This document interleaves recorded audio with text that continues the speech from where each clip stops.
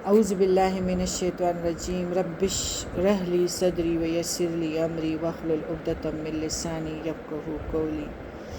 جب کسی چیز کا اینڈ ہوتا ہے تو خدا کرے وہ جتنا بھی سخت ہو تو اینڈ آ جاتا ہے، اور وہ بہت سکون والا آتا ہے، خاص کر مسلمان لوگوں کا۔ ہم ادھر مسافر ہیں اور ہم نے ادھر سے جانا ہے، کیونکہ یہ ایک میلہ ہے، اور میلے میں دکانیں نہیں بنائی جاتی، بلکہ اس میں میلے میں کچے اسٹال لگائے جاتے ہیں، اور ہم نے ادھر سے جانا ہے۔ جب جانا ہے تو پھر ادھر کی لڑائیاں کیوں اور ادھر کے حسد اور کمینگیاں کیوں؟ ہمیں احساس ہونا چاہیے کہ ایک جانور ایک دوسرے کے کام نہیں آتے اور صرف چارے پہ خوش ہوتے ہیں۔ اس طرح ہمیں بھی جو ہے، یہ ہم جانور نہیں ہیں، ہم انسان ہیں، اور ہمیں ایک دوسرے کے لیے بنایا گیا ہے کہ ہم ایک دوسرے سے ہمدردی کریں اور ہم ضرورت مندوں کو تلاش کریں۔ اور اللہ تعالیٰ نے اگر مال اور اسباب دیے ہیں تاکہ ہم ان کی ضرورتوں یا کوئی کوالٹی دی ہے کہ ہم ان کی ضرورتوں کو پوری کریں۔ ہماری زندگی جو ہے وہ ایسی نہیں ہے کہ ہم اس طرح بیکار آئے ہیں اور ہمیں بیکار پیدا کیا ہے۔ ہمیں اس لیے پیدا کیا ہے کہ ہم ایک دوسرے کے لیے مدد کا ایک سہولت کا سامان بن سکے، کیونکہ اللہ تعالیٰ ایسے لوگوں کو انشاءاللہ اپنا دیدار کرائے گا اور ان کو بہت ساری نعمتوں سے نوازے گا اور ان کو تباہی سے بچا کے رکھے گا۔ اللہ تعالیٰ نے کسی کو مال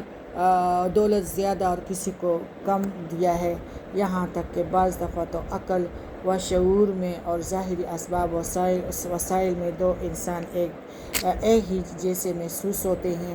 ایک جیسا ہی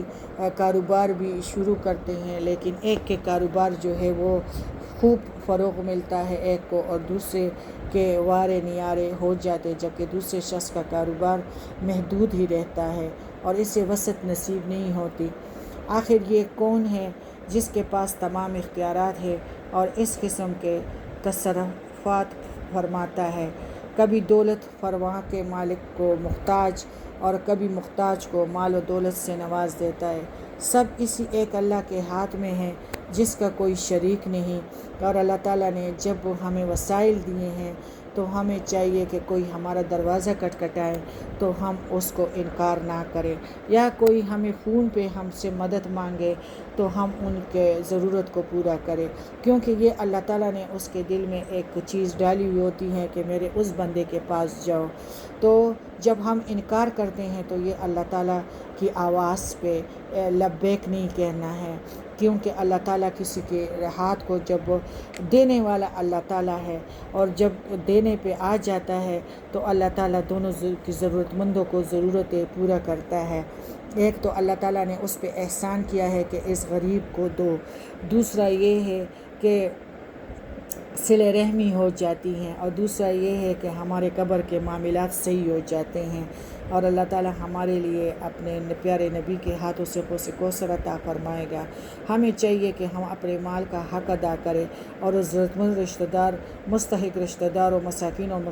مسافروں کو دے۔ رشتہ دار کا حق اس لیے مقدم ہے کہ ایک تو